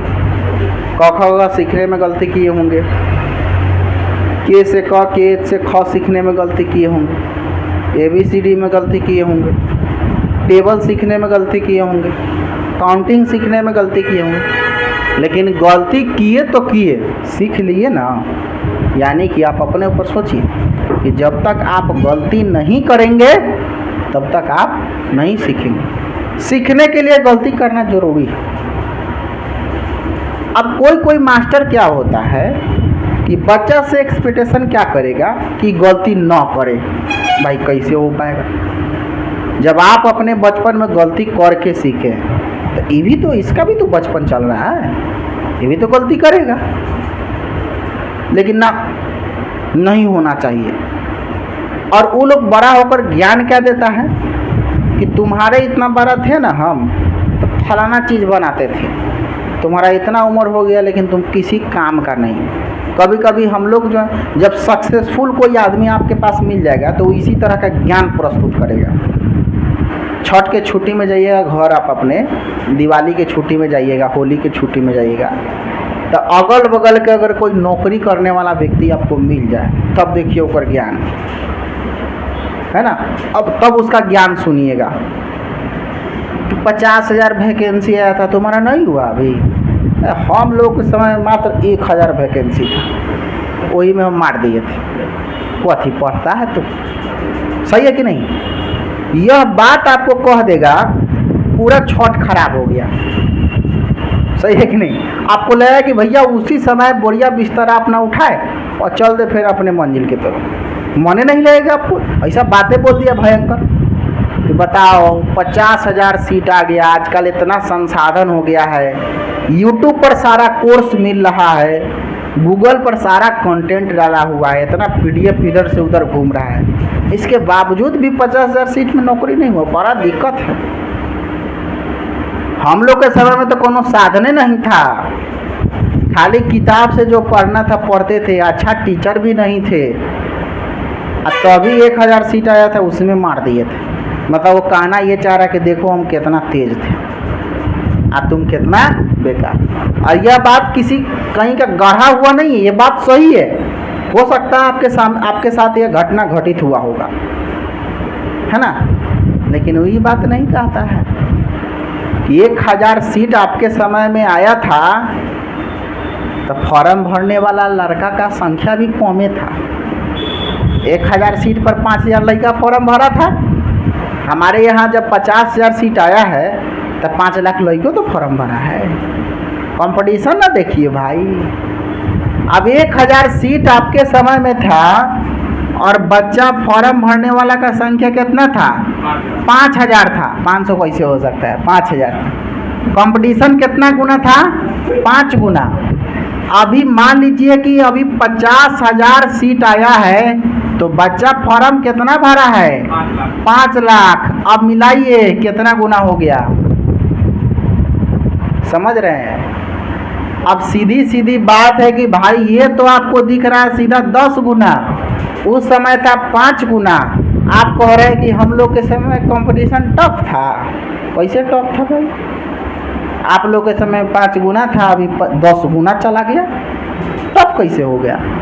जब हमारे पास में, ये बात सही है कि चलो आपके समय में कोई संसाधन नहीं था, ठीक है, आपके समय में कोई संसाधन नहीं था, हमारे समय में संसाधन हुआ है। तो हुआ है तो तैयारी करने वाला बच्चा का संख्या भी तो बढ़ा है, सब लोग तैयारी कर रहा है भाई। तो ये बात मत कहिए कि हम लोग के समय टफ था, आपके समय से ज़्यादा टफ सिचुएशन अभी है, ताकि आप इस चीज़ को मिलाइए। लेकिन इतना तर्क करने का टाइम आपको वो व्यक्ति देगा नहीं, चाहे कि वो सक्सेसफुल है। वह एक बात जब सीधे कहेगा आप उसका बात मान लीजिएगा और फाइनली आप अपने अंदर यही विचार कीजिएगा कि हाँ भाई कमजोरी हमरे में, समझ रहे हैं ना। क्या कि बोला कौन है, एक सक्सेसफुल व्यक्ति। और उसके सामने में अगर ज़्यादा तर्क वितर्क कीजिएगा तो आपके पापा जी के पास में यह कंप्लेन भी जा सकता है कि बेटवा पढ़ता ज़्यादा नहीं है, मुंह ज़्यादा लगाता है। गांव देहात में सब खूब चलता है, देखिएगा। पिताजी आपके ऊपर गुस्सा हो जाएंगे, बताओ फलानवा से ही मुँह लगा रहा था, बताइए रेलवे में नौकरी करता बिना पढ़े लिखे हो गया है। लोग आपको समाज में इस स्तर पर जज नहीं कर सकते कि आप कितना पढ़े लिखे हैं। हमारे समाज में जज करने का पैमाना पता है क्या है, आप कितना सक्सेसफुल है। बस चाहे वो सक्सेसफुल आपको कहीं से मिला, हमको कोई मतलब नहीं। अगर आप सक्सेसफुल है मतलब बहुत पढ़े लिखे हैं, अगर आप अनसक्सेस है तो आप कितनों कुछ पढ़ लीजिए, वह सम्मान आपको मिलने वाला समाज में नहीं है। बिहार की हम बात कर रहे हैं, दूसरे जगह पर है, दूसरे जगह पर नौकरी सम्मान से कोई मतलब नहीं है। कितना आपके पास में नॉलेज है उसका इज्जत किया जाता है, लेकिन बिहार में उसका इज्जत नहीं। बिहार में कथी है, नौकरी है मतलब ठीक है, नौकरी नहीं है आप कितनों पढ़ लीजिए, कोई मतलब नहीं है उसका। दुनिया के सामने तो आप बेरोजगार ही हैं। अब बेरोजगार का मतलब लोग ये समझ रहा है कि पढ़ नहीं रहा होगा तब ना बेरोजगार। क्या जी बात समझ रहे हैं ना। इसका मतलब ये हो गया कि गलतियां जो है, त्रुटियां जो हैं वो सीखने की जननी है। बच्चा गलती करेगा, गलती करेगा तभी तो सीखेगा मेरे भाई। जब तक बच्चा गलती नहीं करेगा तब तक वो सीख पाएगा नहीं। तो आप भी जब मास्टर बनिएगा, अब बच्चा अगर जोड़ घटाव गुना भाग काउंटिंग टेबल में गलती करेगा तो हमारे बात को याद कीजिएगा, ये गलती सीखने का सीढ़ी है। अगर कोई बच्चा गलती कर रहा है ना, तो आप अपने दिमाग में पहली बात बैठाइए कि वो सीख रहा है, तब गलती कर रहा है। नहीं सीखता तो क्या होता पता है, वो गलती ये नहीं करता। नहीं सीखता तो वो गलती नहीं करता, सीख रहा है तभी तो वो गलती कर रहा है। तो आप खुशी इस बात का मानिए कि गलती हो रहा है मतलब ये सीख रहा है। एक बार करेगा, दो बार करेगा, तीन बार करेगा, चार बार करेगा, पांचवा बार सही कर लेगा। आपका काम क्या है भाई, ये ना काम है आपका। काम भी तो यही है कि उस गलती को धीरे धीरे धीरे धीरे सुधारना।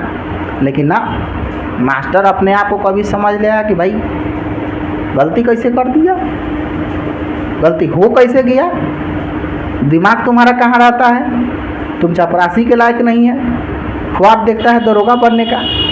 इस तरह के कमेंट भी कभी कभी मास्टर पास कर देता है। अब जाइए ना, कभी कभी तो टीचर का इतना गंदा आदत होता है, किसी किसी शिक्षक का, प्राइमरी स्कूल वगैरह में पढ़े होंगे, सरकारी विद्यालय में तो आप लोगों ने देखा होगा। जैसे मान लीजिए कोई बच्चा गलती किया, जैसे 5 2 7 होना चाहिए 8 लिख दिया, 8 2 10 होना चाहिए 11 लिख दिया, तो क्या करेगा कि भाई दोनों को काट देगा, उसके बाद कॉपी फेंक देगा।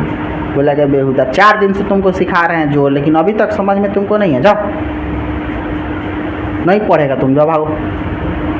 कॉपी फेंक दिया, बच्चा जाएगा, कॉपी उठाएगा, अपने बैग का चैन खोलेगा, उसमें डालेगा, चुपचाप बैठ जाएगा और अपने अंतर आत्मा से ये बात पूछेगा कि हे भगवान, जब दिमाग नहीं दिए तो जन्म काहे दिए। समझ रहे हैं ना, दुख होता है उसको उस समय उसको दुख होता है जब उसका कॉपी फेंका गया।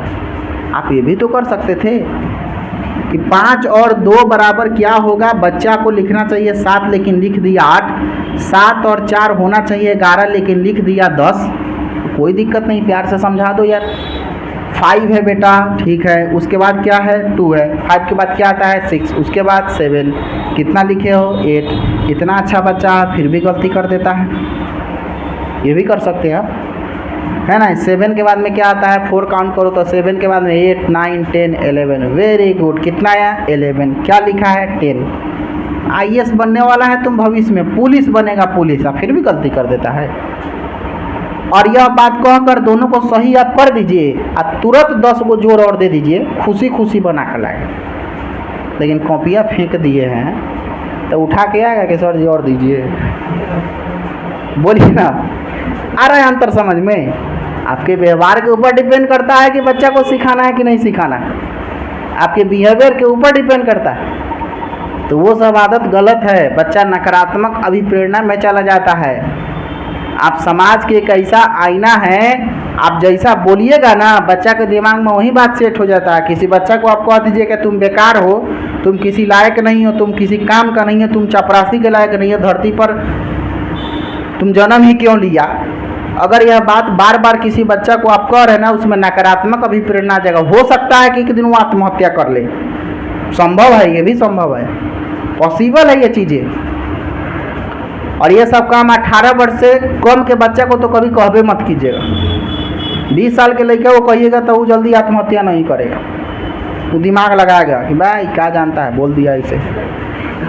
क्या वो परिपक्व हो चुका है 20 साल का, 25 साल का व्यक्ति 25 साल के व्यक्ति को फेल से डर नहीं लगता, क्या खूब फेल होता है। आप एक बात खिलाइए, जब मैट्रिक का एग्ज़ाम दिए होंगे और आपका जब रिजल्ट का दिन आया होगा, अब पेपर में आया होगा कि आज 12 बजे रिजल्ट निकलेगा, उस दिन सवेरे से एकदम धकधकी स्टार्ट रहा होगा, सही है कि नहीं? क्या होगा कैसे है, ठीक है, लेकिन धकधकी रहा हो ना कि कितना आ जाए, कितना आएगा नहीं आएगा, इस बात का मतलब, हमारे कहने का मतलब रिजल्ट आने का क्यूरियोसिटी रहता है कि नहीं आप में। लेकिन ग्रेजुएशन का जब रिजल्ट आता है तो कोई धकधकी नहीं है। आने के बाद आपका दोस्त बताया 2 घंटा का कि भाई हाँ सेकंड पार्ट का रिजल्ट आ गया, अच्छा आ गया है, देखो तो दिया हमारा क्या है, तो प्रमोटेड हो गया, अच्छा तुम भी हो गया क्या? था हाँ भाई यार ये कॉलेज वाला गड़बड़ा दिया होगा, छोड़ो अगला बार की, कोई गम नहीं होता है। आप सोचिए, पता है किसका अंतर है? मैच्योरिटी, अपने परिपक्वता आ गई। अब आप समझ रहे हैं कि हाँ फेल होने से हमारा ज़िंदगी कोई थोड़े छीन लेगा। लेकिन मैट्रिक में ये बात लगता था, बाप रे बाप फेल कर जाएंगे तो क्या होगा, समझ में आ रहा है ना? मैट्रिक में यह बात आपको महसूस हुआ होगा कि अगर फेल करेगा तो क्या होगा। घर गांव के लोग उसमें ताना भी ज़्यादा दे देता है। ग्रेजुएशन में आप फेल करते तो घर के लोगों नहीं जानता किया, सही है कि नहीं? प्रमोटेड किया है चाहे फेल किया, कोई जानता है? नहीं जानता। लोग ये जानता है यहाँ बीए है तो पढ़िए लेगा भाई। लेकिन मैट्रिक में आपके घर के लोग भी आस लगाए रहते हैं कि फर्स्ट की सेकेंड की थर्ड। अब मान लीजिए कि आप कर गए फेल, एगो आपका दोस्त जो है वो कर गया पास, जो आपके साथ दिन भर रहता था। ये फेल करने का दुख कम है, लेकिन ये से ज़्यादा दुख ही है कि ये पास कर गया है, सही है कि नहीं? और उसके बाद में क्या होता था कि आपके गार्जियन को भी इसी बात का सबसे ज़्यादा दुख था, दिन भर रहता था ओकरे साथे। बताओ, वो कर गया फर्स्ट और तुम कर गया फेल। अब ताना इसको इतना मिलेगा, इतना मिलेगा, कोई गार्जियन तो पिटाई भी कर देगा। ताना मिलेगा समाज के तरह के, बताओ फलाना का बेटा पास कर गए आ तू फेल कर गया, कथी पढ़ा था तुम, ऐसा ही ना कहता है लोग। अब उसके बाद में अगर बार बार यह बात इसको आपको, एगो तो फेल कर गया बेचारा, दुख तो उसको खुद है, इस बात को माने, और बाद में लोग रोज ताना पताना दे रहा है उसको। लोग क्या कहेगा, मार थोड़े रहे हैं, कह रहे हैं। अरे भाई, मारने से ज़्यादा कहना आपका घातक है उसके लिए। मारिएगा तो सीधे शरीर पर लगेगा, लेकिन अब तो उसको दिल में लग रहा है बोलने पर। आप मानते हैं कि नहीं कि मारने से ज़्यादा कष्टदायक होता है किसी को नकारात्मक बात से बोलना, है कि नहीं? अब बोल रहा है तो भैया रोज ही झेल रहा है। अब इसी तरह के बच्चा होता है जो कल होकर जाकर आत्महत्या कर लिया। आप जाकर देख लीजिए, मैट्रिक का रिजल्ट जब आता है उसके कल होकर के पेपर को जब पलटिएगा तो 2-3 को ऐसा घटना मिल जाएगा कि बच्चा सुसाइड कर लिया, छत से कूद गया, ब्लेड से हाथ चीर लिया, ट्रेन से जाकर कट गया। कारण क्या है? तो गार्जियन बोला था कि फेल काहे किया। लेकिन ग्रेजुएशन का बच्चा फेल करने के बाद 1% गम नहीं है उसको, 1% भी उसको गम नहीं है। आदत सी हो गई है भाई, कितना कंपटीशन में फेल किए हैं, अब फेल करने का कोनो डर है हमरा है? परीक्षा देने जाते हैं, परीक्षा से निकलते हैं, दोस्त पूछता है कैसा गया है, रिजल्ट नहीं होगा, नहीं होगा, आदत हो गया भाई फेल करने की। तो अब क्या गम होगा? लेकिन यह आपके जीवन का पहला पड़ाव होता है, पास और फेल। और पास और फेल का सबसे ज़्यादा क्यूरियोसिटी जो होता है ना, वो 18-16 साल से नीचे होता है। 16 साल से जैसे जैसे आप ऊपर जाइएगा तो वो क्यूरियोसिटी धीरे धीरे क्या होगा, समाप्त हो जाएगा। इसीलिए 16 साल के कम उम्र के बच्चों से कभी पंगा नहीं लेना। पंगा कहने का मतलब ये है कि ऐसा कोई बात नहीं बोलिए जिससे उसको दिल पर दुख लगे, उसको ऐसा लगे कि अरे भाई कैसे बोल दिया है। हो सकता है कि वो अपने आप को मौत के हवाले कर दे। तो आप टीचर बनने वाले हैं और आपका पाला सबसे ज़्यादा इसी उम्र के बच्चों से पड़ेगा, सही है कि नहीं? आपका पाला पड़ेगा 5 साल से लेकर के आप 15 साल के बच्चा से, और घातक उम्र का स्टेज है, ध्यान रखिएगा। पूरा अवस्था उसी में निकलता है, बाल अवस्था, किशोरावस्था, सब यही में। सबकी विशेषता को जब आप मनोविज्ञान वाले सर पढ़ाएंगे तब आपको पता लगेगा। लेकिन आप यह मान कर चलिए कि पूरे जीवन का आधार है 5 से 15 साल, और उस अवस्था को सींचने का काम आपको करना है। मतलब आपको सतर्क और सावधान रहना है। किसी बच्चा पर आप किसी तरह का नकारात्मक कमेंट्स नहीं कर सकते। नकारात्मक कमेंट्स करने से वो बच्चा अपने आप को मौत के हवाले भी कर सकता है, या दूसरा भी कुछ हो सकता है, पता है क्या?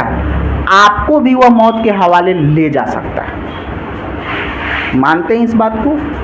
मैट्रिक के किसी बच्चा को आप स्कूल में क्लास में खड़ा करा कर और उसको खूब डांटे, आप पूरे क्लास के सामने में धो दिए कस के, धोने का मतलब समझ रहे हैं, पिटाई कर दिए, उसके दिमाग में आपके लिए एक नकारात्मक परसेप्शन बनेगा। कल से वो प्लानिंग करे कि मास्टरवा कौन रास्ता माहे आवले, समझ में आ रहा? पूरा गैंग बनाकर वो रास्ता में आपको घेर भी सकता है और रास्ता में आपका भी धुलाई कर सकता है। इसीलिए इस उम्र के बच्चों से तो सावधान रहिए। कोशिश कीजिए कि प्यार से डील हो पाए। अगर प्यार से डील आपको करने नहीं आता है, इसका मतलब ये है कि मनोविज्ञान की आप में कमी है, साइकोलॉजी की समझदारी आपको नहीं। उसका उम्र ही वैसा है, आंधी तूफान तनाव संघर्ष, स्टेनले हॉल महोदय के अनुसार में। स्टेनले हॉल महोदय ने कहा कि आंधी अवस्था, तूफान है, तनाव है, संघर्ष है, माने जीवन का सारा समस्या उसको उसी में आएगा। और आप उससे प्यार से बात कीजिए ना, वो अपना जिगरा देने के लिए तैयार हो जाएगा। लेकिन अगर आप उसे टेढ़ा हुए तो आपसे टेढ़ा वो खुद है। मानते हैं इस बात को? मैट्रिक और 9th के लड़का से, किशोरावस्था के बच्चों से, 12 से 18 साल के बच्चा से ज़्यादा पंगा लेने का प्रयास आप नहीं कीजिएगा। कोशिश कीजिए कि इससे हम जब डील करें तो कैसे करें? प्यार से करें, समझा कर करें, बता कर करें। पीटना है उसको तो अकेले में पीट दीजिए, क्या कि उसके पास में सेल्फ रिस्पेक्ट बहुत ज़्यादा है। उसके दोस्तों के सामने में उसको आप पीट दिए, मतलब इससे नहीं कि आप हमको पीटे हैं, मतलब इससे है कि ओकरा सामने में पीटे। बात ही ना है, इज्जत पर बात आ गया। लाइब्रेरी में लेकर जाते और अकेले धोते, बाहर निकल कर बोलते, दोस्त पूछता कि क्या हुआ है, अरे कुछ नहीं, बातचीत हुआ है थोड़ा सा, है कि नहीं? लेकिन क्लास में अगर आप बच्चा को धो दिए, अब सवाल ये थोड़े है कि हाँ आप धोए हैं, सवाल ये है कि भाई हमारी प्रेमिका उसमें बैठी हुई थी, वो भी देखी है पिटाते हुए, अब उसके सामने हमारा क्या इज्जत रह गया। अब यह उसके दिल पर क्या हो जाता है, घातक सिद्ध हो जाता है। उसको ऐसा लगता है कि बड़ा गलत हुआ है, तब आपके बारे में वो पता लगाएगा। कल होकर के आपका गाड़ी पंचर रहे, समझ जाइए वही कांड किया। समझ रहे ना, कल होकर के अगर आपके बाइक का चक्का फट गया हो, उसमें चाकू मार दिया हो, समझ लीजिए वो कांड वही बच्चा किया होगा। इस तरह के प्रॉब्लम अगर आपको स्कूल में देखने को मिल रहा है ना, तो आप दिमाग लगाइए कि हम किसके साथ में गलत किए। जिसके साथ में गलत किया वही आपके पीछे अब पड़ जाएगा। जब तक आप यह उससे प्यार से बात नहीं कीजिएगा या उसको यह बात नहीं कही कि बेटा हम तुमको समझाए हैं, मेरा कोई मतलब ऐसा नहीं था, मतलब ये कि आपको कहना पड़ेगा, तब जाके मोटरसाइकिल का पंचर ख़त्म होगा, ना तो रोज़ होगा, परेशान हो जाइएगा। समझ रहे ना। तो ये चीज़ सब हम आपको क्यों सिखा रहे हैं? आपको इस तरह के बच्चों को डील करना है। बाद में आप शिक्षक जब बनेंगे तो इस तरह के छात्रों को डील करना है। हम तो आपको डील कर रहे हैं, तो आप तो परिपक्व है, हम तो आपको पढ़ा रहे हैं, आप ना बनिएगा टीचर। अब आप ये सब चीज़ें जो हम बताई है बनावटी बातें नहीं है। आपकी बहाली जब हाई स्कूल में होगी या फिर मिडिल स्कूल में होगी ना, तो ये सब चीज़ें आपको देखने को मिलेगा। ये सब चीज़ें आपको देखने को, इसमें कोई बनावटी वाला बात नहीं है। ठीक है। तो कहता है कि भाषा के सीखने में जो त्रुटियां होती है वो सीखने की प्रक्रिया का एक स्वाभाविक हिस्सा होती है, जो समय के साथ में क्या होता है, दूर होने लगता है। मतलब गलती कर रहा है तो करने दीजिए, धीरे धीरे टाइम के साथ में क्या होगा, दूर होते जाएगा। वैसा ही 9th-10th वाले बच्चों के साथ में आपको कोई अगर नकारात्मक शब्द वो बोल भी दिया, गालियों दे दिया, तो अभी आपका सहनशीलता इतना होना चाहिए कि आप उसको पीटे नहीं, उसको बुलाएं कि बेटा इधर आओ, क्या नाम है, मुकेश कुमार, हम तुम्हारे कौन हैं, सर टीचर है। टीचर को कभी गाली देना चाहिए? बताओ, हम सुने अभी तुम हमको गाली दिया, अच्छी बात नहीं बेटा, तुम्हारे शिक्षक है, हम तुमको पढ़ाते हैं, तुमको ज्ञान देता है, बताओ तुमको गाली देना चाहिए? तो नहीं सर। तब बताओ, मारेंगे नहीं तुमको, केवल बता रहे, अच्छी बात नहीं है। उसको खुद शर्म आ जाएगा, कल से नहीं देगा वो। लेकिन गाली दिया, कौन दिया है गाली? जी मुकेश, इधर आओ, पकड़ के लाओ उसको, डंडा लाओ जी ऑफिस में से, 2-4-10 डंडा लगा दीजिए।